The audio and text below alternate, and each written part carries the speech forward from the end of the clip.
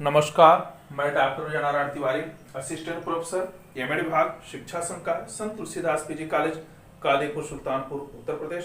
प्रिय विद्यार्थियों, शिक्षा में अनुसंधान, रिसर्च इन एजुकेशन, इसके संदर्भ में हमने देखा कि समस्या कैसे चयन की जाती है, उन समस्याओं के क्षेत्र कौन से हो सकते हैं, उन समस्याओं को हम किस रूप में चयनित करते हैं, उसकी आवश्यकता कितनी है। हमने देखा कि समस्याओं के समाधान के लिए परिकल्पना का निर्माण कैसे होता है, हाइपोथेसिस कैसे बनाई जाती है, ये हाइपोथेसिस कितने प्रकार की होती है, नकारात्मक है कि सकारात्मक है कि नल है, इसका वर्गीकरण वह प्रदत्तों के आधार पर या चरों के गुणों के आधार पर कैसे किया जाता है, इन तमाम चीजों को हमने पिछले वीडियो में देखा। अब हमें देखेंगे कि जो परिकल्पना होती है, वास्तव में इस परिकल्पना जो हाइपोथेसिस है, इसका स्रोत क्या है। यानी अगर हम समस्याओं के स्रोत को जान सकते हैं तो परिकल्पनाओं का स्रोत क्या हो सकता है, सोर्स ऑफ हाइपोथेसिस एक क्या होती हैं, इनको कहां से प्राप्त कर सकते हैं, किस विषय में किसके द्वारा हम अपनी परिकल्पनाओं का निर्माण कर सकते हैं, इसके प्रकार फंक्शंस कैसे होते हैं परिकल्पनाओं के, और इनकी वास्तविक विशेषताएं क्या होती हैं। तो मूल रूप से हम आपको यह बताना चाहेंगे कि जो परिकल्पना होती है यह एक तरह से समस्या का प्रस्तावित उत्तर होती है। वह प्रस्तावित उत्तर ऐसा है कि जिस पर हमें आगे बढ़ना है, यानी एक सुझाव है, एक रास्ता है। आप सामान्य रूप से अगर इस परिकल्पना को समझना चाहें तो ध्यान से देखें कि जैसे परिवार है, घर में है, किसी प्रकार की कोई दिक्कत आती है, मान लो कोई आर्थिक मजबूरी है, परेशानी है, लेकिन फिर भी हमें पैसे चाहिए, पैसा हमें चाहिए, अब कैसे मिलेगा, इसके लिए प्रत्येक सदस्य कुछ ना कुछ सुझाव देता है। अगर ऐसा करें तो पैसा मिल सकता है, उनसे लें तो काम हो सकता है, या हम स्वयं इतना अर्निंग करें तो वह काम बन सकता है। इस प्रकार से जो हम एक अनुमान या गेस लगाते हैं, उस कार्य को करने की एक जो विधि सोचते हैं, जो उपाय सोचते हैं, वही क्या है, हाइपोथेसिस, वही परिकल्पना है। इसी तरह से अगर कोई रूठा है, उसको मनाना है तो कैसे मनाया जाए, ये भी एक तरीका जो बताया जाता है, किसके द्वारा, वह भी परिकल्पना है। तो परिकल्पना जब शैक्षिक क्षेत्र में आती है, जब शोध के विषय में आती है, तो यह परिकल्पना संबंधित समस्या के समाधान के लिए सुझाया गया एक उपाय है, एक प्रस्ताव, प्रपोजल है, जिसके आधार पर चल करके हम उस समस्या का निदान कर सकते हैं, उसका समाधान पूरी तरह से कर सकते हैं। अब ये समस्याएं कैसी हैं, जैसी समस्याएं होंगी ठीक उसी के अनुरूप परिकल्पनाओं का निर्माण भी किया जाता है। जैसे अगर हम कहें कि जो अधिगम की गति है वह तीव्र रूप से बच्चों में नहीं बढ़ पा रही है, यानी बच्चों में सीखने की जो क्षमता होनी चाहिए वह है नहीं। इसका प्राय हुआ कि बच्चों में अधिगम की क्षमता को कैसे बढ़ाया जाए, ये समस्या है। क्षेत्र क्या था, अधिगम, लर्निंग, किसी चीज को सीखने और सिखाने की जो गति है उसको कैसे तीव्र किया जाए। परिकल्पना बनाई गई, उसका उपाय बनाया गया, एक सुझाव दिया गया कि यदि बच्चों को उनके कार्यों के प्रति जो कुछ हम प्रोत्साहन देते हैं उनको पुरस्कार के रूप में बदल दिया जाए, अर्थात वह प्रोत्साहन, प्रशंसा केवल ना बल्कि पुरस्कार दिया जाए उनके हर अच्छे कार्य के लिए, तो उनके अंदर अधिगम करने की क्षमता, सीखने की क्षमता बढ़ जाएगी। यह एक क्या है, एक प्रस्तावित समाधान है, उत्तर है कि हम ऐसा करेंगे तो बच्चों में सीखने की जो गति है वह तीव्र होगी। उसके लिए परिकल्पना क्या बनी है, यानी बच्चों में पुरस्कार के द्वारा अधिगम की गति को तीव्र किया जा सकता है, प्रभावशाली बनाया जा सकता है, यह हमारी परिकल्पना है। तो परिकल्पना से तात्पर्य सीधे सीधे ही होता है कि जो कुछ भी समस्या है, जो कुछ भी हमारा उद्देश्य है उस समस्या के दृष्टिकोण में लेकर उससे संबंधित जो हम उसके सुझाव के लिए, उसके समाधान के लिए एक रास्ता या माध्यम या स्रोत बनाते हैं, जिस पर चल करके हम उस समस्या का समाधान करना चाहते हैं, वही परिकल्पना है। जो कि परिकल्पना हमेशा सैद्धांतिक होती है, विज्ञान के नियमों के अनुकूल चलती है, इसलिए जब परिकल्पनाओं को हम पहले सोच लेते हैं और उसके आधार पर कार्य को करते हैं तो उसकी जो गति होती है वह एक वैज्ञानिक दृष्टिकोण में होता है, उसका जो रिस्पांस होता है वह एक वैज्ञानिक होता है। इसलिए किसी भी कार्य को करने के पहले कहा जाता है पहले खूब अच्छी तरह से सोच लो कैसे करोगे। जो कैसे करो का भाव है वही भाव क्या है, परिकल्पना का निर्माण करना, उसके समाधान के लिए रास्ता ढूंढना। परीक्षा का समय रहता है, विद्यार्थी जब पहुंचता है परीक्षा हाल में, पेपर पाता है, पढ़ता है, अब वो चूंकि उत्तर तो उसको देना है, कैसे दे वहां पर हाइपोथेसिस करता है, परिकल्पना करता है। मुझको खंड ए इससे टाइप क्वेश्चन को पहले सॉल्व करना है, कितने पेज में लिखना है, कितने शब्दों में लिखना है, किस प्रकार की हेडिंग से देनी है, उसको कहां पर हमें हाईलाइट करना है, कहां पर उसे कलर करना है, इत्यादि चीजों को परिकल्पना बनाता है और उसी के आधार पर वह अपना कार्य करता है।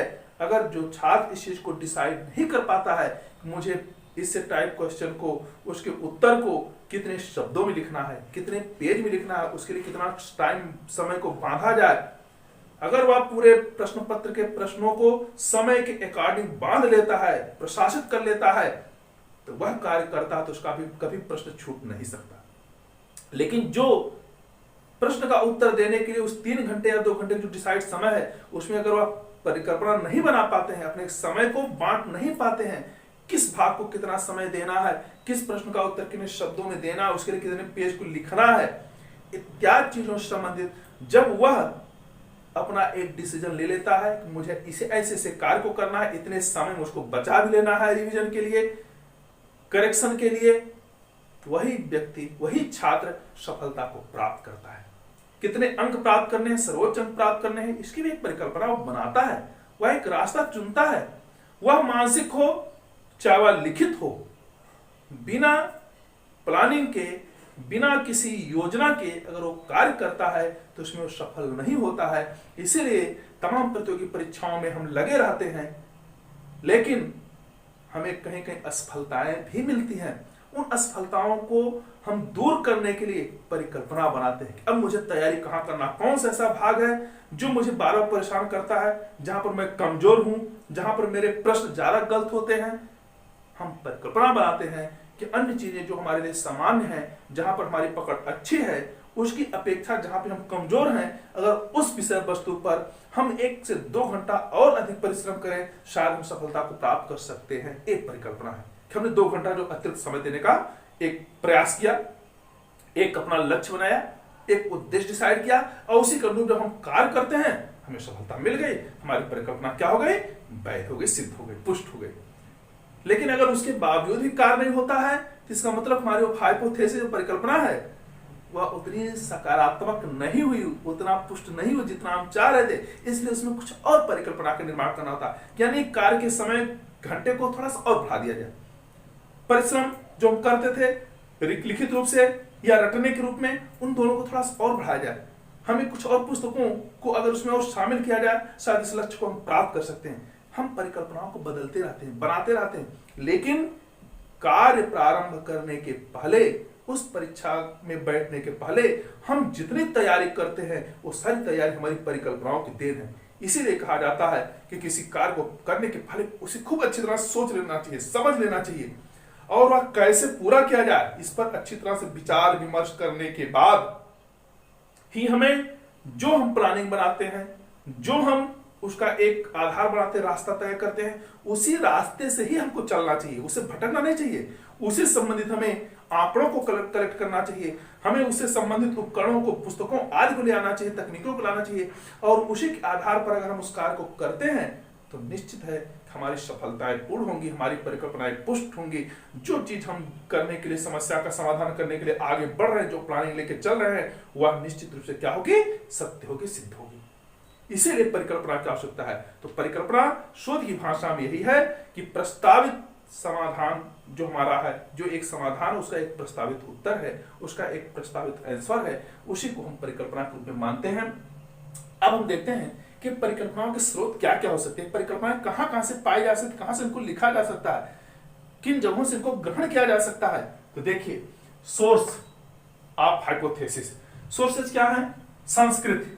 पहली बात होती है जो परिकल्पनाएं होती हैं, ये तो सबसे पहली बात हमारे कल्चर पर आती है, जो हमारी संस्कृति चली आ रही है, जैसे जिनका जो रहन सहन है, खान पान है, बोल है, भाषा है, धर्म है, इसके आधार पर लोग कार्य करने के लिए ज्यादा आगे बढ़ते हैं। जैसे तमाम प्रकार के धर्म हैं, तमाम संस्कृतियां हैं, लेकिन अंत में सब यही लोग कहते हैं कि सबका ईश्वर एक है, मालिक एक है, खुदा एक है। यानी हमारी संस्कृति क्या है? कुछ ईश्वर में विश्वास करती है। हम आध्यात्मिक हैं, हम सांस्कृतिक रूप से उस प्रकार के त्योहारों को मनाने के लिए आगे बढ़ते हैं।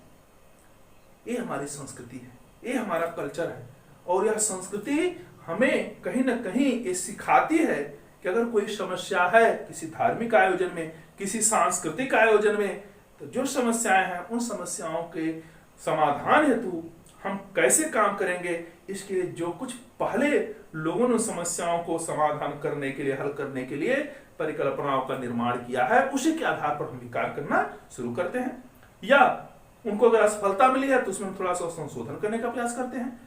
ये संस्कृति हमें बताती है कि हमारे पर्वों को कैसे मनाना, हमें कैसे बोलना है, बैठना, खाना पीना, वस्त्र पहनना है। इन सारी चीजों को हम संस्कृति के द्वारा प्राप्त करते हैं। और यही कहा जाता है कि जैसे वेस्टर्न कल्चर कैसा है, हमारा जो ईस्टर्न कल्चर कैसा है, इन दोनों में साम्य क्या है, वैषम्य क्या है, इसमें अच्छाइयाँ क्या है, बुराइयां क्या है, इन तमाम चीजों को हम संस्कृति के आधार पर, कल्चर के आधार पर प्राप्त करते हैं।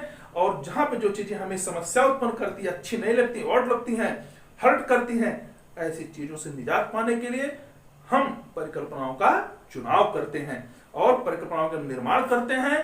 तो उसी रास्ते पर चल करके उस समस्या को समाप्त कर लेते हैं, समाधानित कर लेते हैं। इसलिए जो संस्कृति होती है, जो हमारे भाव हैं, जो हमारे तमाम प्रकार की रूढ़ियां हैं, जो हमारे पर्व हैं, इन तमाम चीजों के आधार पर हमें कुछ ना कुछ समस्याओं के समाधान करने की गति मिलती है, एक रास्ता मिलता है जिसके आधार पर हम परिकल्पनाओं का निर्माण कर सकते हैं, वहां पर परिकल्पनाओं को ले सकते हैं, उनसे ग्रहण कर सकते हैं, उनसे सहायता प्राप्त कर सकते हैं। दूसरा होता है विज्ञान, जो साइंस है। विज्ञान का जो क्षेत्र है, यह भी परिकल्पनाओं को एक बहुत बड़ा स्रोत है, क्योंकि तमाम प्रकार के आज अनुसंधान हुए हैं। हर क्षेत्र में आप देखेंगे तकनीकी बढ़ती जा रही है। उन तकनीकियों को और अधिक अपग्रेड करने के लिए हमें कैसे काम करना है, उसी पर प्रतिदिन कार्य हो रहा है। तो उस विज्ञान के द्वारा जितने भी कार्य किए जा रहे हैं, उनके कार्य को हम परिकल्पनाओं को देखें, उनके रास्ते क्या है, उनके नियम क्या है, सिद्धांत क्या है, जिस सिद्धांतों पर चल करके आज हम अपने को बहुत ही उच्च श्रेणी में लेकर बैठे हुए हैं। जहां पर हमें पहुंच रही थी वहां पहुंच रहे हैं, जिन चीजों को हमको सोचते थे उसको हम कर रहे हैं। ये विज्ञान की देन है। इस विज्ञान के द्वारा हमें तमाम प्रकार की परिकल्पनाओं की प्राप्ति होती है। यह विज्ञान एक अच्छा सोर्स है परिकल्पना को प्राप्त करने के लिए, परिकल्पना का निर्माण करने के लिए, कार्यों को एक गति देने के लिए, कार्यों का एक माध्यम चुनने के लिए, उन कार्यों की समस्याओं को रास्ता चुनने के लिए। यह विज्ञान जो हमारी साइंस है, चाहे वह मेडिकल साइंस हो, चाहे वह फिजिकल साइंस हो, चाहे वह एक तरह से बायोलॉजिकल साइंस हो, या एग्रीकल्चर का क्षेत्र हो, पॉलिटिकल का क्षेत्र हो, हर क्षेत्र में यह साइंस, यह विज्ञान एक हमें रास्ता बताता है, एक हमें सुझाव देता है, जिस पर चल करके हम परिकल्पनाओं का निर्माण कर सकते हैं। उन सुझाए गए परिकल्पनाओं के आधार पर आने वाली समस्याओं का समाधान कर सकते हैं। अगला आता है साम्यानुमान। साम्यानुमान का अर्थ होता है कि ऐसा अनुमान जो समान हो, तो समानता का भाव हो। समानता का प्राय होता है कभी कभी जब चीजें बिल्कुल समान होती हैं, वहां पर भी परिकल्पनाओं का निर्माण करना सरल हो जाता है। जैसे शिक्षा के क्षेत्र में ज्ञात अज्ञात विधि को अगर हम लेते हैं, किसमें से कौन विधि अच्छी है, आगमन निगमन में कौन विधि अच्छी है, उदाहरण अच्छा है कि पहले सूत्र बताना अच्छा है, अगर हम विधियों को लेकर चलें तो इसमें तमाम प्रकार के साम्यानुमान होता है, समानताएं होती हैं। कैसे समानताएं होती हैं? जैसे अगर हमें गणित को पढ़ना है, हमें गिनती को याद करना है, वहां पर क्या होता है, हमें उन चीजों को रटना पड़ेगा। इसी तरह से अगर हमें संस्कृत को पढ़ना है, याद करना है, उसके सूत्रों को याद करना है, तो हमें उसे रटना पड़ेगा। एक साम्यानुता होती है, ये इसमें इक्वलिटी होती है। और इस प्रकार की इक्वलिटी को लेकर, समानता को लेकर के जो हम अनुमान करते हैं, उसके आधार पर कि अगर हम रटते हैं तो उस रटने के आधार पर हम विज्ञान के नियमों को, हम विज्ञान के सूत्रों को, विज्ञान के सिद्धांतों को और संस्कृत के जो सूत्र हैं, जो उसके नियम हैं, जो उसके सिद्धांत हैं, उनको अच्छी तरह से याद कर सकते हैं और इन दोनों को प्रयोगात्मक रूप से सिद्ध भी किया जा सकता है। ये समानता है, ये इसका अनुमान है। इसलिए साम्य अनुमान के आधार पर हम तमाम ऐसी विषय हैं, तमाम ऐसी शिक्षण प्रणालियां हैं, तमाम ऐसी पाठ्य वस्तु हैं जिसमें कहीं न कहीं हमें समानता दिखाई पड़ती है। उन समानता के आधार पर हम एक कार्य को दूसरे कार्य में अनुमान के रूप में लेकर के सिद्ध कर सकते हैं, उन परिकल्पनाओं को वहां पर ढूंढ सकते हैं, उस रास्ते पर आगे चल करके समस्या का समाधान कर सकते हैं। इसी तरह से व्यक्तिगत अनुभव से प्राप्त होता है कि उसका पर्सनल एक्सपीरियंस क्या है, वह किस प्रकार से कार्य को करना चाहता है, उसके पीछे लोगों ने और कितना कार्य किया है। किसी भी समस्या को लेकर के हमारे पूर्व में जो लोगों ने काम किया है उसको हम देखते हैं, मुझे कैसे करना है। यह अनुभव अगर वह 2, 4, 5 बार उन कार्यों को किया है, देखा है, सुना है, उसके विषय में पढ़ा है, तो वह अनुभव उसका कार्य करने में बहुत ही सहयोग करता है, उस समस्या के समाधान में बहुत सहयोग करता है। इसीलिए प्रत्येक व्यक्ति किसी भी कार्य को अपने ढंग से, अपने तरीके से करने का प्रयास करता है, क्योंकि उसका अपना स्व अनुभव काम करता है, उसका अपना व्यक्तिगत अनुभव काम करता है। कार्य एक होता है, परीक्षा एक होती है, प्रश्न पत्र एक होता है, लेकिन हर छात्र अपने अनुभव के आधार पर उस समस्या का समाधान, माने उन प्रश्नों का उत्तर देने का प्रयास करता है। यानी वहां पर अनेकों प्रकार की परिकल्पनाएं बनाई जाती हैं। कुछ बच्चे एक समान रूप से प्रश्नों को लिखते हैं, कुछ बच्चे प्रश्नों को व्यतिक्रम करके लिखते हैं, कुछ उसी प्रश्नों को बहुत ही सुंदर ढंग से सजा करके लिखते हैं, कुछ उसी को बहुत ही रफ और टफ रूप में लिखते हैं। तो कहने का प्राय है, अगर उन्हें मार्क अच्छे प्राप्त हुए अच्छे लेखन पर, तो उनका स्वानुमान यही कहता है कि हमें सारे प्रश्नों को अच्छे ढंग से लिखना चाहिए, समान रूप से लिखना चाहिए, उसको समान रूप से प्रशासित करना चाहिए, सब पर उतना ही जितना उसके लिए आवश्यक उतना ही समय देना चाहिए, तभी हम कार्य को अच्छी तरह से कर सकते हैं, अच्छे अंकों को प्राप्त कर सकते हैं। तो व्यक्तिगत अनुभव ये भी हमें एक तरह से परिकल्पना के स्रोतों को प्राप्त करने में, इस स्रोत के रूप में हम परिकल्पनाओं का निर्माण करने में काफी सहयोग करते हैं। उपलब्ध उपकल्पनाओं का विश्लेषण, अर्थात जो कुछ हमारे पर अवेलेबल हाइपोथेसिस हैं, जो उपलब्ध उपकल्पनाएं या परिकल्पनाएं हैं, उन परिकल्पनाओं का हम विश्लेषण करें, एनालिसिस करें। एनालिसिस से प्राय है कि जो परिकल्पनाएं पहले बनाई गई किसी समस्या के समाधान के लिए, चाहे वह विद्यालय के संगठन के लिए या उसके प्रशासन के लिए या शिक्षण विधियों के लिए या शिक्षकों में पठन पाठन के प्रति अत्यधिक रुचि उत्पन्न करने के लिए, जो कुछ भी समस्याएं थी, उन समस्याओं को दूर करने के लिए जो परिकल्पनाएं बनाई गई, जो रास्ते बताए गए, जो नियम सुझाए गए, सिद्धांत बताए गए, अगर उसका हम पुनः विश्लेषण करते हैं, उसकी एनालिसिस करते हैं, तो कोई ना कोई ऐसा रास्ता जरूर निकल आएगा उसके बीच का, उसको आधार बना करके हम परिकल्पना का निर्माण कर सकते हैं, अपनी समस्या का समाधान कर सकते हैं। इसी तरह से सृजनात्मक चिंतन का प्रायः जो क्रिएटिविटी थिंकिंग उसकी होती है, तो प्रत्येक व्यक्ति एक कल्पना से युक्त होता है। बिना कल्पना के हम कोई कार्य करते ही नहीं। जब तक हमारे अंदर कोई सृजनात्मकता नहीं आएगी, तब तक हम नवीन कार्य को ना तो सीख सकते हैं, ना किसी भी प्रकार की समस्या से लड़ सकते हैं। तो समस्या से लड़ना, संघर्ष करना, अगर हमें जीवित रहना है, हमें क्या करना होगा? संघर्ष करना होगा, अपने जीवन को बचाना होगा। हमें शीत, गर्मी, वर्षा आज से अपने को बचाना होगा। उसके लिए अपने शरीर को मजबूत करना होगा और इसके लिए हमें सृजनात्मक चिंतन करना होगा। जाड़ा आ रही है, हमें कैसे रहना है, परिवार को कैसे देख रहा है, गर्मी में हमें बच्चों को कैसे सुरक्षित रखना है, वर्षा में हम अपने घरों को कैसे सुरक्षित रखें, रास्तों को कैसे सुरक्षित करें। ये तमाम ऐसी चीजें होती हैं जहां पर हम चिंतन करते हैं और उन्हीं चिंतन के आधार पर हमारे अंदर एक नए निर्माण की गति आती है। और यही कारण है कि प्रत्येक व्यक्ति अपने भविष्य के लिए चिंतन करता है, अपने भविष्य को उज्जवल बनाने के लिए वह सृजनात्मक मोड में आता है और उसी के आधार पर वह अपने जीवन को उज्जवल बनाने के लिए अनेक प्रकार की परिकल्पनाओं को चुनता है, अनेक प्रकार के रास्तों को चुनता है, अनेक प्रकार के माध्यमों को चुनता है, जिस पर चल करके वह जीवन को अपने उज्जवल बनाने का सार्थक संभव प्रयास करता है। यहाँ पर अगर उसका सृजनात्मक चिंतन अच्छा है, किसी भी क्षेत्र में हम अगर सृजनात्मक रूप से हैं, सृजनात्मक का प्राय होता है नई चीजों को सोचना, नए तरीके से कार्य को करने के लिए आगे बढ़ना, कुछ जो आपकी परंपरागत चीजें चले उससे हट करके कार्य करने की प्रेरणा लेना। अगर हम ऐसा चिंतन करने में तेज हैं तो हम कार्य को कर सकते हैं, पुरानी परंपरागत रूढ़ियों को बदल सकते हैं, नए तरीके से अपने जीवन को जी सकते हैं। तो सृजनात्मक चिंतन यह भी सोर्स ऑफ हाइपोथेसिस होता है, जिसके आधार पर हम तमाम लोगों के उस सृजनात्मक शक्तियों को देख करके स्वयं चिंतन करते हैं और अपनी समस्या का समाधान कर सकते हैं। इसी तरह से क्षेत्र विशेष में हुए अनुसंधान, यानी जो शिक्षा का क्षेत्र है यह बहुत ही व्यापक है।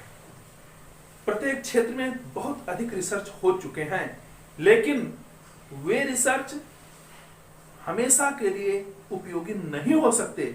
इसलिए समय की आवश्यकता के अनुरूप समस्याएं बढ़ती जाती हैं, उनकी जटिलताएं बढ़ती जाती हैं। प्रत्येक व्यक्ति अपनी इच्छाओं को और बढ़ाता जाता है, यही कारण है उसकी समस्याएं जटिल होती हैं और वह पुनः कार्य करने के लिए आगे बढ़ता है। और इस तरह से वह देखता है कि पहले क्षेत्र में कौन कौन से कार्य हुए थे, उन क्षेत्रों को देख करके, वह अनुसंधानों को देख करके वह शोध को अच्छी तरह से समझता है और उसके आधार पर नई परिकल्पनाओं का निर्माण करता है। यानी अगर देखा जाए कि जो क्षेत्र विशेष में अनुसंधान हुआ है वह अनुसंधान कैसा रहा, कितने लोगों ने किया, किसके द्वारा किया गया, किन किन विषयों में किया गया, किन किन समस्याओं को लेकर किया गया, तो उनसे संबंधित जितनी भी परिकल्पनाएं हैं उसमें से हम किसी परिकल्पना पर अध्ययन कर सकते हैं, उसको अपने समस्या के समाधान के लिए परिकल्पना के रूप में ग्रहण कर सकते हैं, उसे ले सकते हैं, उसको अपना मार्ग बना सकते हैं, एक उसे अपने रास्ते पर लेकर चलने के लिए, आगे बढ़ने के लिए एक सोपान सीढ़ी बना सकते हैं। तो जो अनुसंधान का क्षेत्र होता है, जो अब तक किया गया उस क्षेत्र में कार्य है, उन कार्यों को कैसे सफलतापूर्वक किया गया, उनसे संबंधित जो परिकल्पनाएं रही हैं उसको भी हम यहाँ पर ले सकते हैं। इसलिए पूर्व में क्षेत्र विशेष के दायरे में जो कुछ भी कार्य अनुसंधान के हुए हैं वह भी परिकल्पना के एक अच्छे सोर्स के रूप में सिद्ध हो सकते हैं। विशेषज्ञों से विचार विमर्श, विशेषज्ञ का प्राय होता है जो उस विषय के, उस क्षेत्र के, उस समस्या के अच्छे जानकार हैं। जैसे डॉक्टर होते हैं, तमाम प्रकार के क्षेत्र हैं, कोई हार्ट का स्पेशलिस्ट होता है, तो कोई एक तरह से लीवर का होता है, कोई सिर का होता है, कोई आंख नाक कान का होता है। तो हर क्षेत्र के लोग अलग अलग विशेषज्ञ होते हैं, सब अपने उसमें विशेषज्ञ विशेषता को प्राप्त किए हैं, कुशलता को, प्रवीणता को लाए हैं। और यही कारण है कि अगर ऐसे लोगों से उस विशेष क्षेत्र में जो कुछ वे अब तक विशेष योग्यता ग्रहण किए हैं उसे संबंधित अगर हम कुछ समझते हैं, सुझाव लेते हैं, तो वह सुझाव बहुत ही ऑथेंटिक होता है, प्रभावकारी होता है, हमारे लाभकारी होता है। ठीक उसी प्रकार से शिक्षा का क्षेत्र है, यहाँ पर भी तमाम प्रकार के विषय हैं, चाहे वह लिटरेचर का हो, चाहे सोशल साइंस का हो, या साइंस का हो, या एग्रीकल्चर का हो, पॉलिटिकल का हो। हम प्रत्येक क्षेत्रों में कार्य करने वाले लोगों को जानते हैं।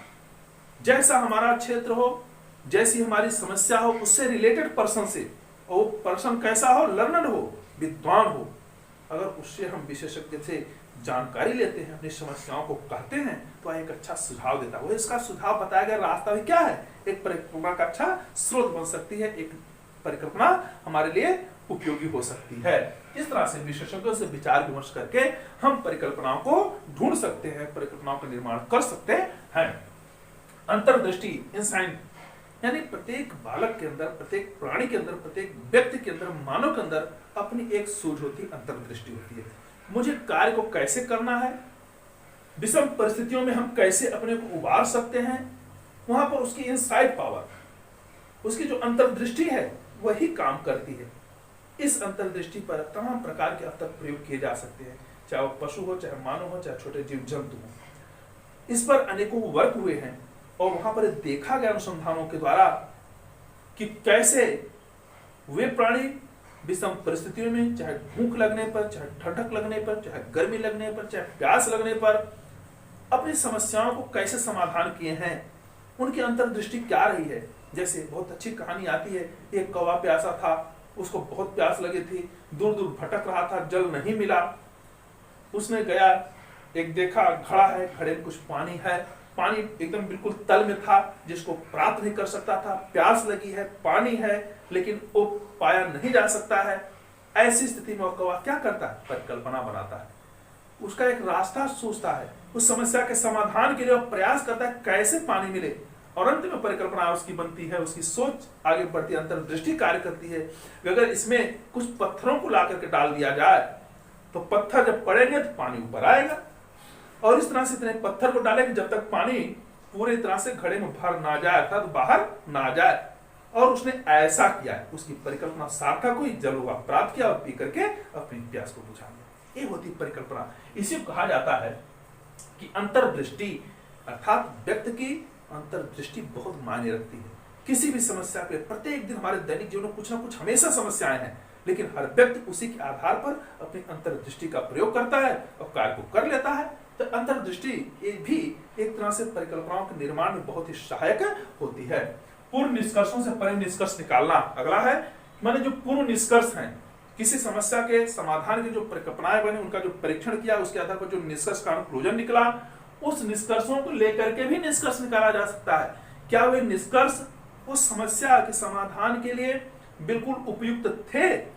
अगर कोई कमियां हैं, हम पुनः उस निष्कर्षों में संशोधन करने के लिए परिकल्पनाओं का निर्माण कर सकते हैं, उसका चुनाव कर सकते हैं, और उस परिकल्पना के आधार पर उस समस्या के समाधान के लिए आगे बढ़ सकते हैं। तो इससे क्या फायदा है, जो पूर्व के निष्कर्ष हैं, जो हमारे रास्ते बताए गए अनुसंधान के द्वारा, जो उसका एक उपसंहार के रूप में, उसका एक प्रतिफल के रूप में, रिस्पांस के रूप में हमें मिला हुआ है, उस रिस्पांस को देख करके, उसका कंक्लूजन उस निष्कर्ष को देख करके भी हम और परिकल्पनाओं का निर्माण कर सकते हैं। निष्कर्ष को निकालने के लिए एक और अच्छा निष्कर्ष निकाला जाए, और अच्छी इसमें थोड़ा सा वैज्ञानिकता हो, उसमें वस्तुनिष्ठता हो, उसमें क्रमबद्धता हो, श्रेणीबद्धता हो। तो इन सारी चीजों को उत्तम बनाने के लिए, अति उत्तम करने के लिए हम उन निष्कर्षों को लेकर के और अच्छा निष्कर्ष निकालने के लिए परिकल्पना का निर्माण कर सकते हैं। प्रेरणा, मोटिवेशन। प्रेरणा का प्राय होता है कि जब किसी कार्य को करने के लिए कहा जाए, तुम इस कार्य को कर सकते हो, ये तुम्हारे लिए अप्राप्य नहीं, अलभ्य नहीं है, यह कार्य तुम्हारे द्वारा किया जा सकता है, तुम इस परीक्षा को पास कर सकते हो, तुम आर्मी में जा सकते हो, तुम एक कुशल वक्ता बन सकते हो, राजनेता बन सकते हो। तो जब इस प्रकार की प्रेरणा अच्छी तरह से दी जाती है, तो प्रेरणा भी एक तरह से उपकल्पना का निर्माण करती है, वह एक स्रोत बनती है कि मैं कैसे लक्ष्य को प्राप्त कर सकता हूं, कैसे सफलता प्राप्त होता हूं, मैं कैसे एक मिलिट्री मैन बन सकता हूं। वहां पर प्रेरणा ये दी जाती है कि देखो इस तरह से लोगों ने कार्य किया, इस सफलता को प्राप्त किया, अगर तुम भी इसी रास्ते पैसे से चलोगे तो तुम्हें सफलता जरूर मिलेगी। और वह बालक अगर उन्हीं रास्तों को तय करके आगे बढ़ता है, अपने जीवन के लक्ष्यों को उस पर परखता है और सिद्धि मिल जाती है, प्राप्ति हो जाती है, उद्देश्य उसका प्राप्त हो जाता है, तो वह परिकल्पना उसके लिए क्या हो जाती है, एक तरह से जीवन प्रेरक हो जाती है, प्रेरणादायी हो जाती है। तो जो प्रेरणा होती है, यह भी हमें परिकल्पनाओं को निर्माण करने के लिए एक अच्छे सोर्स के रूप में काम करती है। अपूर्ण व्याख्या की तथ्यात्मक व्याख्या करना, यानी ये जो भाग है सोर्स ऑफ हाइपोथेसिस के लिए, कि अपूर्ण व्याख्या की, कभी कभी होता है कि कॉन्सेप्ट क्लियर नहीं होता, किसी भी चीज को लेकर के हम कार्य करते हैं, लेकिन वह कार्य उतना अच्छा हमको ही नहीं लगता, अगर हमें अच्छा लगता दूसरों को नहीं लगता, तो उसको उत्कृष्टता में लाने के लिए हम क्या करते हैं, उसकी तथ्यात्मक व्याख्या करना। अर्थात कार्य तो हुआ है, इन तथ्यों पर आधारित हमने काम किया है, इसलिए इसकी व्याख्या ऐसे होनी चाहिए। यानी उस समस्या या उस अनुसंधान के आधार पर जो कुछ हमारी व्याख्याएं अब तक अपूर्ण रही हैं, जो किसी क्षेत्र में छूट गई हैं, जो किसी वस्तु को अच्छी तरह से स्पष्ट नहीं कर पा रही हैं, उसको तथ्यात्मक रूप से पुनः व्याख्यायित करना, हम एक परिकल्पना का निर्माण करके इस कार्यों को कर सकते हैं। अपनी या किसी के द्वारा जो अपूर्ण बातें हैं, जो अपूर्ण अनुसंधान के निष्कर्ष हैं, उन चीजों पर पुनः कार्य करके, पुनः परिकल्पना को बना करके हम उसे पूर्ण कर सकते हैं, उसकी व्याख्या कर सकते हैं। ये भी अनुसंधान के लिए एक अच्छे परिकल्पना का स्रोत होता है। अब हम आते हैं प्रकार फंक्शन, यानी हाइपोथेसिस के प्रकार क्या है, फंक्शन क्या है, कार्य कैसे करता है।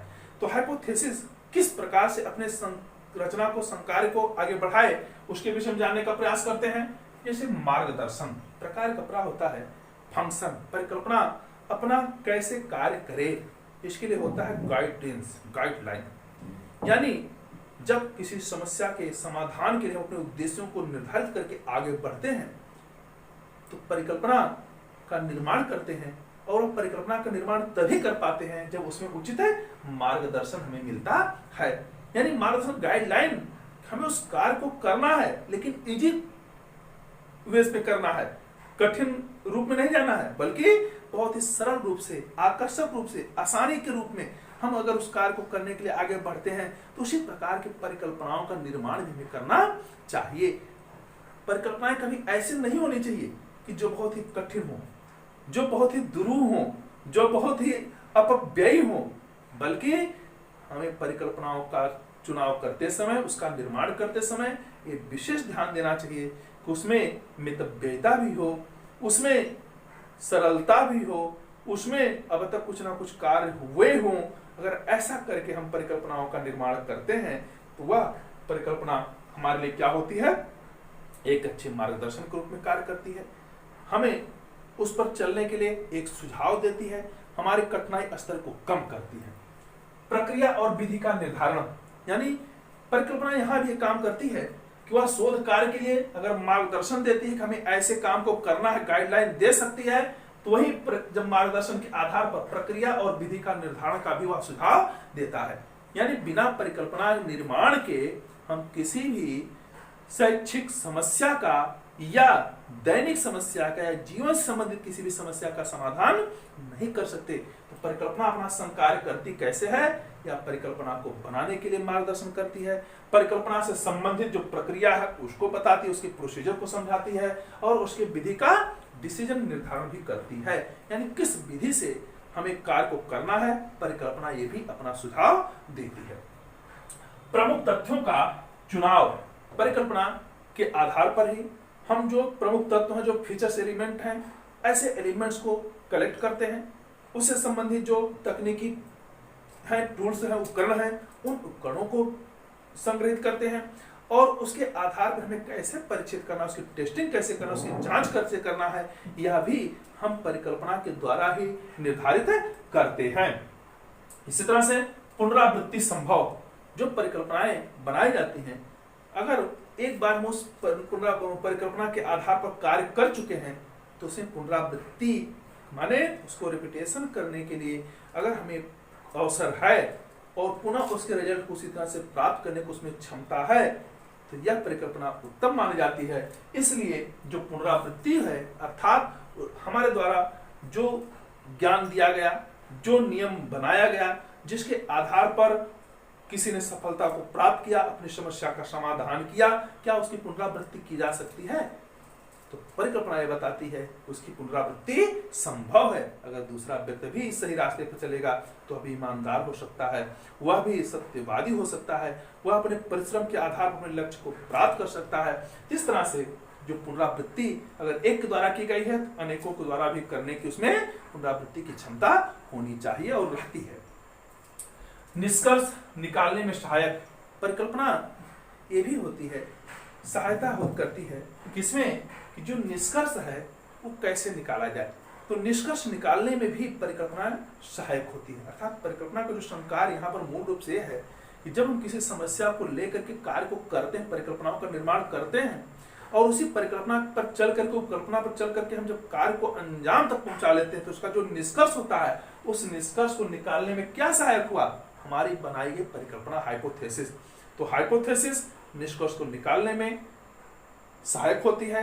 निष्कर्ष तक कैसे पहुंचा जाए उसका माध्यम बताती है, उसमें किस प्रकार से आंकड़ों का या प्रदत्तों का संकलन किया जाए उसके उस रास्ते को बताती है, किस प्रक्रिया विधि से चलना है, या सब कुछ कार्य किसका है? परिकल्पना का है। वैज्ञानिक निष्कर्षों व तथ्यों की जानकारी, परिकल्पना यह भी बताती है कि अब तक इस विषय में, इस समस्या को लेकर के कौन कौन से कार्य किए जा चुके हैं, वैज्ञानिक तौर तरीके पर कौन से हैं, उनके निष्कर्ष क्या निकले हैं, और उनमें जो प्रयुक्त तथ्य हैं उनकी जानकारी भी हमें उन परिकल्पनाओं के द्वारा ही प्राप्त होती है। जैसे विज्ञान के नियमों को देखा जाए, न्यूटन को देखा जाए, जिसने गुरुत्वाकर्षण बल को, ग्रेविटी पावर को एक सिद्धांत के रूप में लाने का प्रयास किया। अगर उसके उस सिद्धांत को हम आज भी देखें, क्या वो सत्य नहीं है? वो सत्य है, क्योंकि उसके जो वैज्ञानिक निष्कर्ष हैं वो क्या है, उन तथ्यों पर आज भी आधारित हैं। उनकी जानकारी हम प्राप्त करते हैं कि अगर आज भी हम किसी वस्तु को ऊपर तरफ फेंकते हैं तो क्या होता है, नीचे की तरफ ही आ रही है। तो जो विज्ञान के जो निष्कर्ष हैं, उन निष्कर्षों और तथ्यों की जानकारी हमें कैसे मिलती है, परिकल्पनाओं द्वारा। और हम जो भी उस प्रैक्टिकल को या कार्य को सिद्ध करने के लिए, टेस्ट के लिए आगे बढ़ते हैं, वो सब हमारी परिकल्पनाएं क्या करती हैं, निष्कर्षों की सिद्धि में, पुष्टि में सहायक करती हैं। परिकल्पना का एक बहुत अच्छा संकार होता है कि जो भी वैज्ञानिक निष्कर्ष हैं, ऐसे समस्त निष्कर्षों के तथ्यों की जानकारी प्रदान करता है। परिकल्पना एक व्याख्या के रूप में जो परिकल्पना होती है, यह उस समस्या की एक अच्छी तरह से व्याख्या करती है। समस्या कैसी है, तो सबसे पहले समस्या के जब हम परिभाषीकरण कर लेते हैं, उसका निर्धारण कर लेते हैं और जब परिकल्पना का निर्माण कर लेते हैं, तो परिकल्पना क्या करती है, यानी उस समस्या का अच्छी तरह से व्याख्या करती है। उसको कैसे में प्राप्त करना है, समस्या के समाधान को कैसे प्राप्त करना है, इसकी एक अच्छी तरह से वह व्याख्या देती है। और उसी व्याख्या का आधार पर जब हम कार्य करते हैं तो समस्या का समाधान करने में समर्थ होते हैं। अनुसंधान का प्रेरक, इसमें अनुसंधान का प्रेरक अर्थात जो संकार्य इसका प्रकार जो फंक्शन है परिकल्पना का, वह क्या है, अनुसंधान का प्रेरक। अनुसंधान का प्राय होता है कि जो परिकल्पना होती है, जो कल्पना होती है, इसका एक और कार्य है, ऑपरेशन है, फंक्शन है, संकार्य है। क्या, यह शोध कार्य करने के लिए, अनुसंधान कार्य करने के लिए, अन्वेषण करने के लिए, खोज करने के लिए हमें क्या करती है, प्रेरित करती है। यानी अगर किसी ने इस पर कार्य किया है तो मैं भी कार्य कर सकता हूं। उसने अगर इसी समस्या को लेकर, शैक्षिक समस्या को लेकर के कार्य किया है, वह मान लीजिए गांधी के शिक्षा दर्शन आज के लिए उपयोगी है कि नहीं है, अगर इस प्रकार की समस्या को कार्य करना प्रारंभ किया तो दूसरा व्यक्ति भी चाहेगा कि उसके निष्कर्ष उतने अच्छे नहीं हैं, मैं अगर कार्य करूंगा तो इसमें और उम्दा परिणाम दे सकता हूं, अच्छी विधियों का प्रयोग कर सकता हूं। या उसी गांधी से संबंधित हम टैगोर की शिक्षा दर्शन को लेकर के आगे बढ़ सकते हैं, उनकी क्या समस्या, दोनों का तुलनात्मक अध्ययन के द्वारा हम सिद्ध करने का प्रयास करें किसका शिक्षा दर्शन अच्छा रहा है, किसके शिक्षा दर्शन अच्छे रहे हैं। तो ये सारी चीजें ऐसी होती हैं जो हमें अनुसंधान के लिए हमेशा प्रेरक बनाती, प्रेरणा देती है कि अगर वह किया है इस क्षेत्र में तो मैं भी कर सकता हूं। यही कारण है कि जो सोशल सब्जेक्ट्स हैं, जो लिटरेचर हैं, इन तमाम विषयों में आजकल हम जो प्रेरणा लेते हैं वह उनके अनुसंधानों को देख करके, उनके कार्यों को समझ करके, उनकी परिकल्पनाओं को पढ़ करके हम उसी रास्ते पर चलने का प्रयास करते हैं। इसलिए परिकल्पना यह एक अनुसंधान के लिए हमें प्रेरणा का, मोटिवेशन का कार्य करती है। तो इस तरह से आपने देखा कि परिकल्पना के सोर्सेज क्या है, स्रोत क्या है, परिकल्पना अपना कार्य कैसे करती है, मार्गदर्शन कैसे देती है, प्रक्रिया के द्वारा विधियों का निर्माण कैसे करती है, प्रमुख तथ्यों का चुनाव कैसे होता है, पुनरावृत्ति इसमें संभव कैसे हो जाती है परिकल्पना के द्वारा, वही परिकल्पना निष्कर्ष निकालने में कैसे सहायक होती है, वही परिकल्पना वैज्ञानिक निष्कर्षों व तथ्यों की जानकारी हमें कैसे देती है, परिकल्पना एक व्याख्या के रूप में कैसे प्रस्तुत की जाती है, परिकल्पना एक अनुसंधान के लिए कैसे प्रेरणादायी होती है। ये तमाम चीजें हम देखेंगे तो बिना परिकल्पना के कुछ संभव नहीं है, बिना परिकल्पना के हम किसी कार्य के लिए आगे बढ़ते नहीं हैं। इसलिए उद्देश्यों को निर्धारित करने के लिए, कार्य करने को जब हम आगे बढ़ते हैं, वे सारे दायित्व जो भी संकार्य हमारे हैं वे सब क्या है, परिकल्पना के प्रकार के रूप में बोले जाते हैं।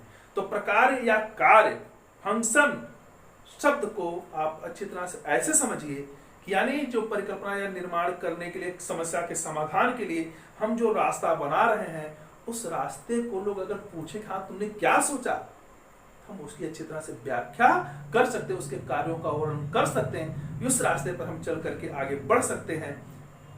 इससे सिद्ध होता है कि जो परिकल्पनाएं होती हैं वह अपना एक कार्य करती हैं, वह लोगों को एक तरह से मोटिवेट करती हैं, नए अनुसंधानों के लिए मोटिवेट करती हैं, वैज्ञानिक निष्कर्षों को प्रयोग करने के लिए, उनके तथ्यों को बताने के लिए प्रयोग में लाई जाती हैं।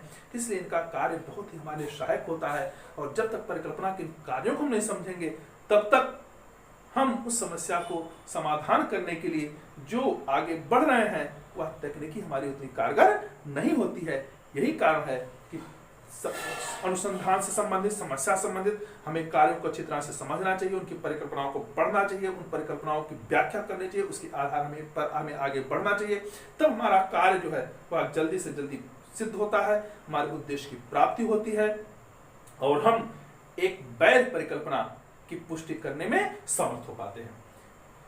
अब आता है अच्छी उपकल्पना या परिकल्पना की विशेषताएं क्या होती हैं। Characteristics of a good hypothesis, यानी एक उत्तम परिकल्पना क्या होती है, उसकी क्या विशेषता होती है। क्योंकि किसी भी समस्या को समाधान करने के लिए परिकल्पना एक प्राण के रूप में होती है, उसका एक आत्म तत्व के रूप में होती है। अगर वह रास्ता हमें ना बताए तो हम उस समस्या तक पहुंच ही नहीं सकते। कोई अपराधी अपराध करता है, उसको पकड़ने के लिए तमाम योजनाएं बनाई जाती हैं। वो सारी योजनाएं क्या है, वही तो परिकल्पना है। अब यह परिकल्पना या योजनाएं जितनी अच्छी होंगी तो उसकी अच्छाइयों को प्राप्त करने में जितना बढ़िया सुदृढ़ रूप से हम उसको बनाते हैं उतनी सफलता के अधिक से अधिक हमें अवसर रहते हैं, चांसेस रहते हैं। तो उत्तम परिकल्पना कैसे बनाई जाए, उसकी क्या विशेषताएं हैं, आइए अब इसके विषय में हम जानते हैं। जैसे परिकल्पना समस्या का उपयुक्त उत्तर होनी चाहिए। जो भी समस्या है उस समस्या के समाधान की जो हम परिकल्पना बना रहे हैं वह परिकल्पना जरूर ऐसी होनी चाहिए जो समस्या का उपयुक्त उत्तर दे सके। अगर समस्या हमारी कुछ है, परिकल्पना कुछ है, तब तो बिल्कुल कार्य व्यर्थ हो जाएगा। इसलिए समस्या को दृष्टिगत करते हुए जो हम परिकल्पना बना रहे हैं वह परिकल्पना ऐसी होनी चाहिए कि वह समस्या का उत्तर देने में उपयुक्त हो, सुटेबल हो, वह समर्थ हो, जिसको चाहे वह पथ प्रदर्शक आपका गाइड अगर उसको देखे, समझे, या आपके जो रिसर्चर हैं उस चीज को अगर देखते हैं, समझते हैं, बताने पर अगर वे माने कि हाँ ये चीज सही है और आपका खुद का अनुभव कहे कि हाँ ये परिकल्पना मेरी ठीक है, इस समस्या के समाधान के लिए यही रास्ता सही है, तब वह परिकल्पना क्या होगी, उत्तम होगी। अर्थात परिकल्पना समस्या का उपयुक्त उत्तर देने के लिए हमेशा क्या होनी चाहिए, समर्थ होनी चाहिए, सक्षम होनी चाहिए। परिकल्पना को समस्या का सरलतम हल के रूप में होना चाहिए, यानी जो परिकल्पना बनाई जा रही है वह समस्या का एक सर्वोत्तम हल के रूप में होनी चाहिए। माने यही जो रास्ता, यही जो परिकल्पना बना रहे, जो विधि माध्यम ढूंढ रहे हैं उस समस्या के समाधान के लिए, वह क्या है, सर्वोत्तम है। हम सबसे अच्छी परिकल्पना बना करके, जैसे किसी समस्या के समाधान में 8-10 परिकल्पनाएं बनाते हैं, उन परिकल्पनाओं में पहले चयन करो कौन सबसे अच्छा है और जो सबसे अच्छा लगे उसी रास्ते को चयन करो, वही परिकल्पना को हम ग्रहण करें। कहने का प्राय है परिकल्पना इस प्रकार की होनी चाहिए कि उसे समस्या का सरलतम हल प्राप्त होना चाहिए। अर्थात अगर परिकल्पना से समस्या का सरलतम हल नहीं मिलता है तो समझ जाए कि परिकल्पना हमारी अच्छी नहीं है। तो अच्छी परिकल्पना कौन होगी, उत्तम परिकल्पना कौन होगी, जो समस्या का सरलतम हल प्रस्तुत कर सके, उसका रूप हमें प्रदान कर सके। हाँ यही फॉर्मेट, यही रूप अच्छा है, इसके आधार पर हम समस्या का समाधान पूर्णतया कर सकते हैं। परिकल्पना का जांचयुक्त होना चाहिए, यानी कहने का प्राय है कि जो परिकल्पना हो वह ऐसी हो कि अगर उसको हमें वेरीफाई करना है, उसे हमें जज करना है तो हम उसको कर सके। परिकल्पना में हमेशा वैधानिकता अगर है, उसमें विश्वसनीयता है, उसमें वस्तुनिष्ठता है, चाहे कोई भी उसे जांचे, वेरीफाई करे, हमें कोई भय नहीं, कोई संकोच नहीं, कोई डर नहीं। क्यों? हम वैज्ञानिक नियमों के आधार पर, वैज्ञानिक सिद्धांतों के आधार पर अगर परिकल्पना का निर्माण करते हैं और उसी के आधार पर समस्या के समाधान तक पहुंचते हैं, उसका निष्कर्ष निकालते हैं, तो उसको कोई भी जांच सकता है, उसको कोई भी वेरीफाई कर सकता है। परिकल्पना ऐसी होनी चाहिए कि अगर समस्या के समाधान उस परिकल्पना का हमने निर्माण किया है तो उसकी जांच की जा सके, यानी वह वेरीफाइड होनी चाहिए, वेरीफाई करने के योग्य होने चाहिए, जांच करने के योग्य भी होनी चाहिए, तभी उत्तम मानी जाएगी। परिकल्पना इस प्रकार की होनी चाहिए कि उसे अस्वीकार भी किया जा सके, यानी अब यहाँ पर एक भाव आ रहा है कि परिकल्पना यानी समस्या के समाधान के लिए परिकल्पना ऐसी बनाई जाए कि अगर आवश्यकता पड़ने पर उसे रिजेक्ट करना हो, अस्वीकार करना हो, तो उसे अस्वीकार भी किया जा सके। जैसे अगर कहा जाए कि संपूर्ण मनुष्य मरणशील है, यानी सबको मरना है। अब ऐसी परिकल्पना अगर हम बनाते हैं तो स्थिति क्या होती है, यानी इसकी सिद्धि के लिए, इसकी पुष्टि के लिए हमें तब तक इंतजार करना पड़ेगा जब तक संसार के समस्त मानव मृत्यु को ना प्राप्त हो जाए। एक बहुत ही कठिन कार्य है, दुष्कर कार्य है। तो अगर हमने ऐसी परिकल्पना को बना करके उस समस्या के समाधान के लिए आगे बढ़ने का प्रयास किया तो हमें उसको अस्वीकार रिजेक्ट करने के लिए भी उसमें कुछ ना कुछ लोच, इलास्टिसिटी होनी चाहिए। छोड़ो, हम सबको ना लेकर के, यानी व्यक्ति मरणशील है, तुम भी एक व्यक्ति हो, इसलिए तुम भी क्या हो, मरणशील हो। इस प्रकार से चेंजिंग करने के लिए उसमें कुछ ना कुछ लोच होनी चाहिए। अगर हम परिकल्पना को बना रहे हैं तो उसमें इतना कट्टरता नहीं होनी चाहिए, इसमें इतना कठोरता नहीं होनी चाहिए कि उसको बदला ना जा सके। अर्थात परिकल्पना को अस्वीकार करने की भी उसमें गुण होने चाहिए, तभी परिकल्पना अच्छी मानी जा सकती है। परिकल्पना प्रत्यात्मक दृष्टि से स्पष्ट होनी चाहिए, यानी इसका भाव है कि जो परिकल्पना है, जो उसका विचार है, उस विचार के आधार, प्रत्यय के आधार पर स्पष्ट होनी चाहिए। अर्थात हम किस समस्या के लिए परिकल्पना को बना रहे हैं, उस समस्या को अच्छी तरह से, उस समस्या संबंधी जो प्रत्यय हैं, जो विचार हैं, जो कॉन्सेप्ट हैं, जो धारणाएं हैं, उनको क्या करना चाहिए, स्पष्ट करने की क्षमता भी उस परिकल्पना में होनी चाहिए। अगर परिकल्पना समस्याओं को समाधान करने के लिए अपना प्रत्यय स्पष्ट नहीं कर पा रही, अपना कॉन्सेप्ट क्लियर नहीं कर पा रही है, इसका मतलब वो परिकल्पना अच्छी नहीं है।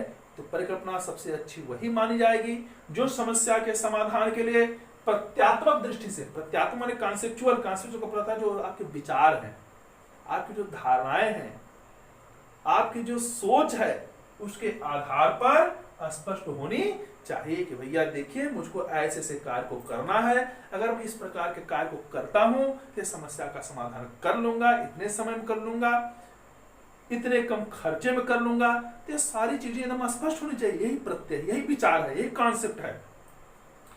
फिर आता है परिकल्पना में आनुभाविक प्रसंग सन्निहित होना चाहिए, यानी जो परिकल्पना बनाई जाए उसमें आपका जो एक्सपीरियंस है, आपका जो अनुभव है, वह भी सन्निहित होना चाहिए।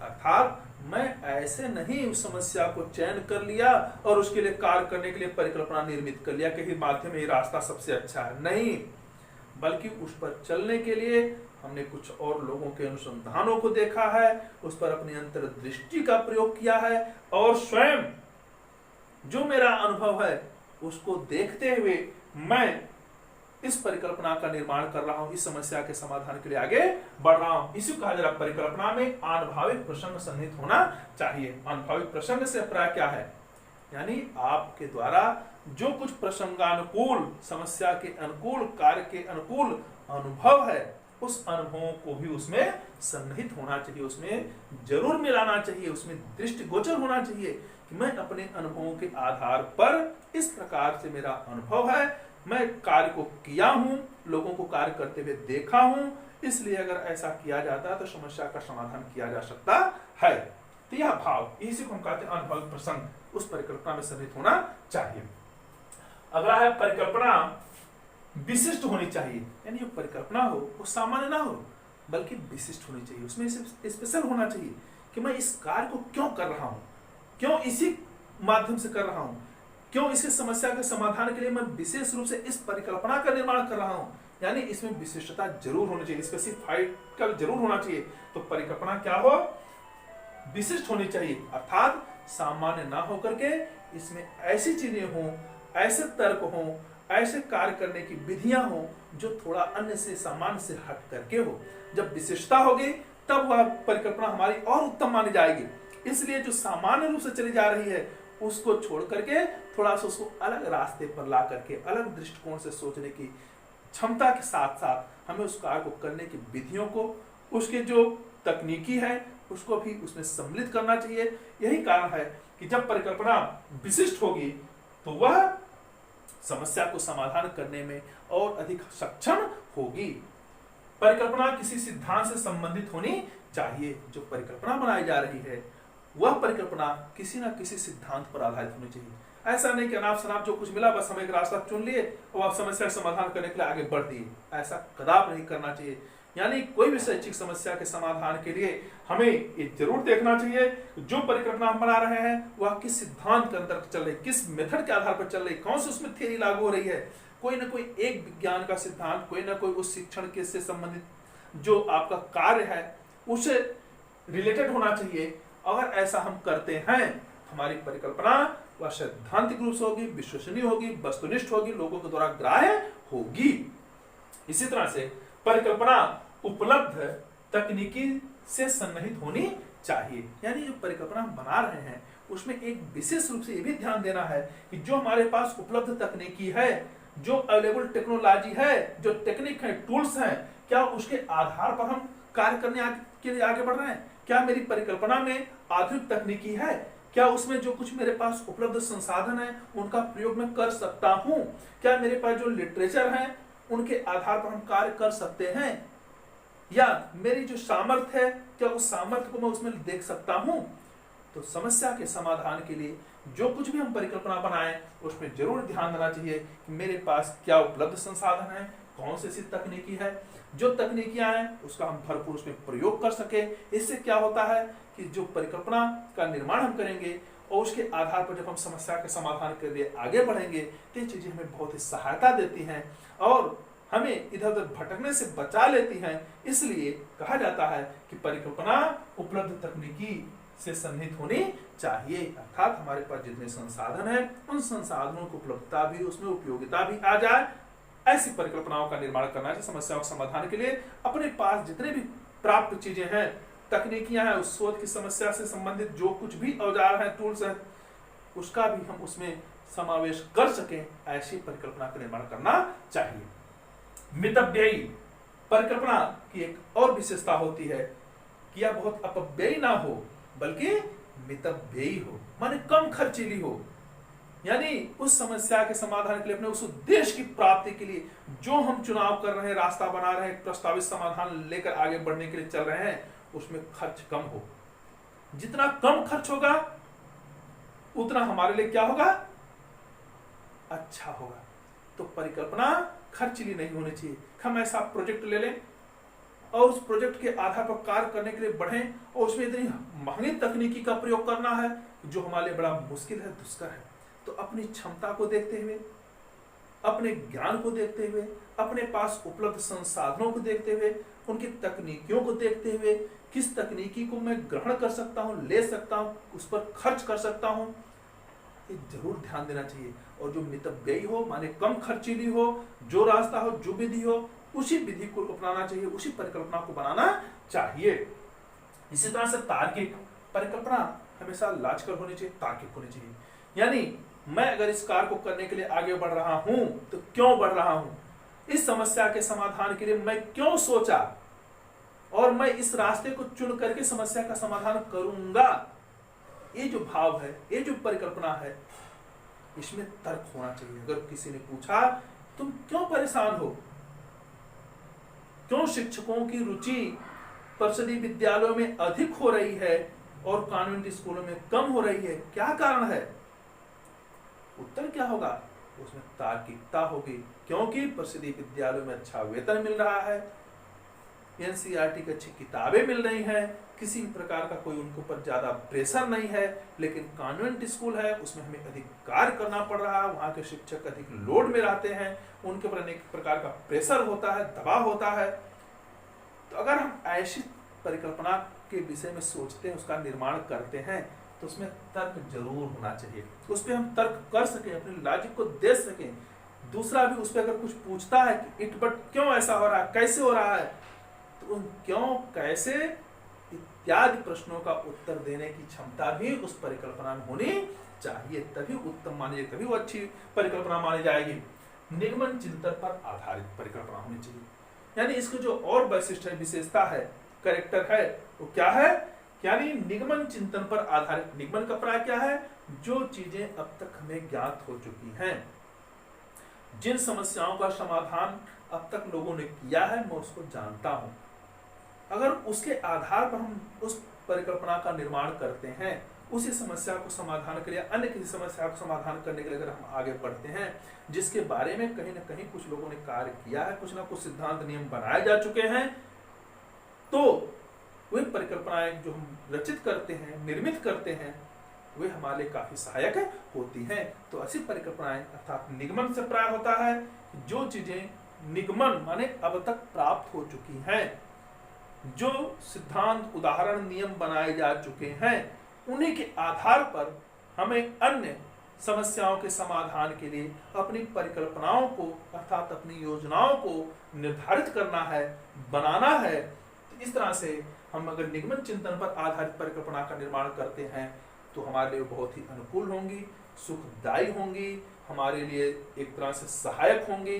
तो परिकल्पनाओं की जो विशेषता होती है वह यही है कि परिकल्पनाएं हमेशा ऐसी निर्मित की जानी चाहिए जो समस्या का उपयुक्त उत्तर देने में सक्षम हो, जो समस्या का सरलतम हल के रूप में व्यक्त हो सकती हो। परिकल्पना का जांच युक्त होना चाहिए अर्थात जिसकी जांच की जा सकती हो।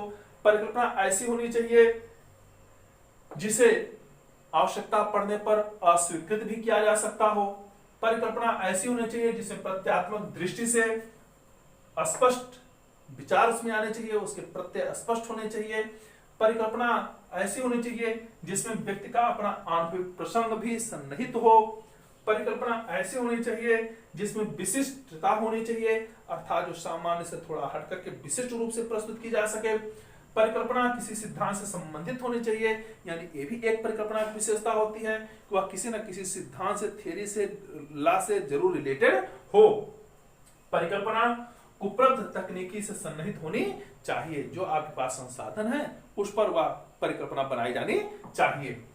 मितव्ययी अर्थात जो समस्या के समाधान के लिए हम रास्ता या नियम निर्धारित कर रहे हैं, जो परिकल्पना बना रहे हैं, वो कम से कम खर्चीली हो, उसमें तर्क करने की अधिकतम क्षमता हो, क्यों, कैसे, किस लिए इत्यादि को उत्तर देने की उसमें क्षमता हो। इस प्रकार की परिकल्पना निर्माण होना चाहिए और निगमन चिंतन पर आधारित होनी चाहिए अर्थात जो नियम सिद्धांत बनाए जा चुके हैं उन्हीं नियमों सिद्धांतों को लेकर के ही हमें फिर परिकल्पना का निर्माण करके समस्याओं का समाधान करने के लिए एक नई योजना के साथ, एक नए तरीके के साथ, एक नए उत्साह के साथ, एक नई शिक्षण विधियों के साथ, एक नई तकनीकी के साथ आगे बढ़ने के लिए हमें अवसर लेना चाहिए। अगर हम ऐसा करते हैं तो हमारी जो परिकल्पनाएं होंगी वास्तव में बहुत ही सुदृढ़ होंगी, बहुत ही उत्तम होंगी। वे परिकल्पनाएं हमारे लिए एक वैज्ञानिक दृष्टिकोण देने वाली होंगी, उनमें एक विश्वसनीयता दिखाई पड़ेगी, उसमें वैधता दिखाई पड़ेगी, उसमें वस्तुनिष्ठता दिखाई पड़ेगी और विज्ञान के जो रूल होते हैं, जो उसको परिचित करने के लिए जो शर्तें होती हैं, उन समस्त शर्तों को पूर्ण करने में ये परिकल्पनाएं हमारी सहायता करेंगी। इस तरह से आज के इस वीडियो में आपने क्या देखा, परिकल्पना क्या होती है, तो सार रूप में हम देख सकते हैं परिकल्पना एक तरह से किसी भी समस्या के समाधान के लिए एक प्रस्तावित उत्तर के रूप में होती है और वह परिकल्पना दैनिक जीवन में जैसे हम तमाम प्रकार के कार्य को करते हैं, तमाम प्रकार की समस्याएं आती हैं, उन समस्याओं के समाधान के लिए जो कुछ हम उपाय सोचते हैं, चिंतन करते हैं और उस चिंतन के आधार पर जब हम कार्य को पूर्ण करने के लिए आगे बढ़ते हैं वही परिकल्पना कहलाती है। शिक्षा के क्षेत्र में जब हम समस्या के समाधान के लिए कोई एक योजनाबद्ध वैज्ञानिक तरीके से कोई रूल बनाते हैं, कोई एक प्रस्तावित उत्तर ढूंढने के लिए एक परिकल्पना का निर्माण करते हैं जिसके आधार पर हम समस्या का समाधान कर सकते हैं, उसी को हम परिकल्पना कहते हैं। ये परिकल्पनाएं हमारे बहुत ही सहायता होती है, समस्या को समाधान करने के लिए, आगे बढ़ने के लिए एक मार्ग के रूप में होती है, एक संसाधन के रूप में होती है, एक सीढ़ी के रूप में होती है, एक सोपान के रूप में होती है। ये परिकल्पनाएं व्यक्ति को उसके कार्य में सहायता प्रदान करने के लिए बनाई जाती हैं, उसको एक नियम तरीके से करने के लिए बनाई जाती हैं। ये परिकल्पनाएं व्यक्ति को उसकी समस्याओं की जटिलताओं को समझने के लिए की जाती हैं, उन जटिलताओं के आधार पर इसका निर्माण किया जाता है। ये परिकल्पनाएं तमाम प्रकार के नियमों सिद्धांतों पर आधारित होती हैं जो अब तक तमाम प्रकार के विद्वानों के द्वारा, तमाम प्रकार के शोध अन्वेषकों के द्वारा जो भी कुछ कार्य किया गया है उनकी उन तकनीकों पर आधारित होती है, उनके उन सर्वे पर आधारित होती है, उनके उन प्रकार के जो वर्णन इत्यादि किए गए, जो तथ्यात्मक रूप से व्याख्या की गई उस पर आधारित होती है। तो कहने का प्राय है जो परिकल्पना होती है यह एक तरह से किसी भी प्रकार की समस्या का एक संभावित प्रस्तावित उत्तर होती है जिस पर हम कार्य करने के लिए आगे बढ़ते हैं। अब इसके स्रोत कौन कौन से बताए गए, जिसमें आपको पता है कि इसकी संस्कृति में भी विज्ञान, साम्यानुमान, व्यक्तिगत अनुभव, उपलब्ध कल्पनाओं का विश्लेषण, सृजनात्मक चिंतन, क्षेत्र विशेष में अनुसंधान, विशेषज्ञों से विचार विमर्श, अंतर्दृष्टि, पूर्ण निष्कर्षों से परिनिष्कर्ष निकालना, प्रेरणा, अपूर्ण व्याख्या की तथ्यात्मक व्याख्या आदि के आधार पर हम इसके स्रोतों को पता लगा सकते हैं, वहां से परिकल्पनाओं को ढूंढ सकते हैं, नई परिकल्पनाओं का निर्माण कर सकते हैं, उनसे सहायता ले सकते हैं। इसी तरह से एक परिकल्पना अपना कार्य कैसे करती है, पहली बात जो समस्या है उस समस्या के लिए मार्गदर्शन का कार्य करती है, उस समस्या के लिए प्रक्रिया और विधि का निर्धारण करने में सहायक होती है, उस समस्या का प्रमुख तथ्यों का जो चुनाव करना है, कलेक्शन करना उसमें एक कार्य करती है, पुनरावृत्ति करने को उसमें संभावना व्यक्त करती है। वही परिकल्पना जो कार्य है निष्कर्ष निकालने में सहायक होता है। परिकल्पनाएं हमेशा वैज्ञानिक निष्कर्षों व तथ्यों को जानकारी प्रदान करने में सहायता देती हैं। परिकल्पना हमेशा एक व्याख्या के रूप में प्रस्तुत की जा सकती है। परिकल्पना के आधार पर अनुसंधानों की एक प्रेरणा मिलती है। इसी तरह से जो अच्छी परिकल्पनाएं होती, उत्तम परिकल्पना की विशेषताओं के रूप में आपने देखा कि परिकल्पना कैसी अपने कार्य को करे, किस प्रकार से उसका निर्धारण किया जाए जिससे वह अपने एक उत्तम रूप में प्रस्तुत कर सके, वह सामान्य उसका विशिष्ट भाव में आ सके। इस तरह से परिकल्पना या शोध समस्या के लिए एक मेरुदंड के समान होता है, एक ऐसा रास्ता है, अगर इस रास्ते को हम चयन कर लेते हैं, इस परिकल्पनाओं को निर्माण बनाने की हमारे अंदर तकनीकी आ जाती है, तो जटिल से जटिल समस्याओं का समाधान हम बहुत ही आसानी के तरीके से कर सकते हैं। तो इस तरह से अगर ये वीडियो आज का आपको पसंद आया हो तो आप इसे लाइक करें, इस पर कमेंट करें, इसे अधिकाधिक शेयर करें, और अगर चैनल से पहली बार जुड़ रहे हैं तो इसे आप सब्सक्राइब करें। और इतना ही नहीं, अगर ज्ञान विज्ञान शिक्षा प्रतियोगिता के क्षेत्र में अगर आप लगे हुए हैं और वास्तव में आप चाहते हैं कि हमें अधिक से अधिक सफलता प्राप्त करनी है, तो आप निसंकोच रूप से इस चैनल को सब्सक्राइब कर लें और इस ज्ञान विज्ञान प्रतियोगिता से संबंधित जो भी तथ्य आपको दिया जा रहे हैं इसको तुरंत प्राप्त करने के लिए जो बेल आइकन है, घंटी के निशान दिखाई पड़ रहा है, उसको दबा लें, जिससे हर प्रकार की सुविधाएं आपको मिलती रहेंगी।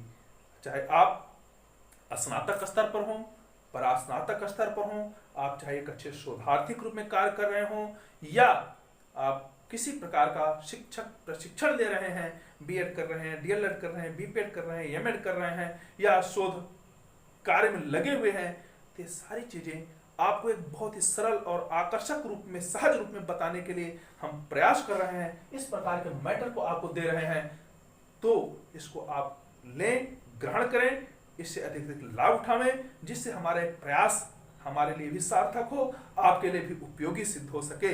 तो आप चैनल को अगर अभी तक सब्सक्राइब ना किए हो तो कृपया इसे सब्सक्राइब कर लें।